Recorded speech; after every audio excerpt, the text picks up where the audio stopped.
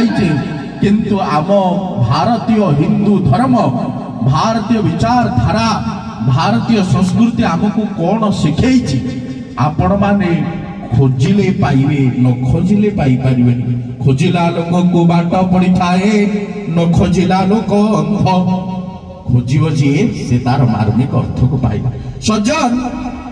এই কথাটি মনে রখন্তু রামচরিত মানসর গোটিয়ে গোটিয়ে চরিত্র আপন মানে আউ টিকে বুঝন্তু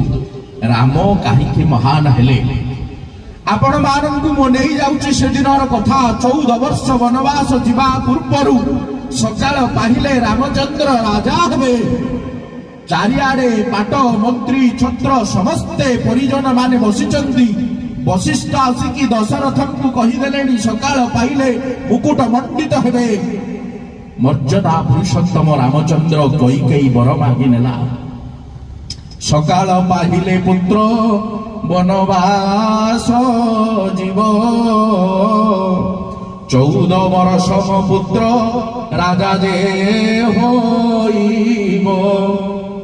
एई कथा जेते बेले मागी देला भरत मोर राजा हेउ तिनी बर दिय राजा मागुछि मुहि वनवास श्रेष्ठ हेउ से रामंक पाई बोल रामचंद्र भगवान की तो चारुणी कौन मागी नेलु छाती लंपन ही पड़ीगला परी कचारी ही पड़ीगले दशरथ आखि आपे आपे मड़ी ही गला रक्त जुड़ुबुड़ी ही जाउची देह राजा दशरथंकर कचारी ही पड़ी गले मुंडरू रक्त बही गला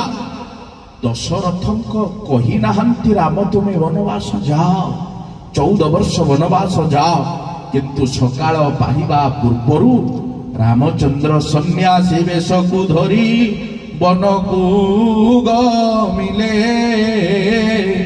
सांगे सीता लक्ष्मण जे परिसंगे थिले जेते बेले रामचंद्र बाहरुछंती पत्नी सीता लक्ष्मण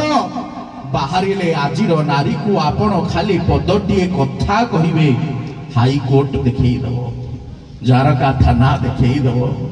सज्जन किंतु रामचंद्रकर एई होउची वंश तत्व एई होउची मर्यादा एई होउची सीतांकर धर्म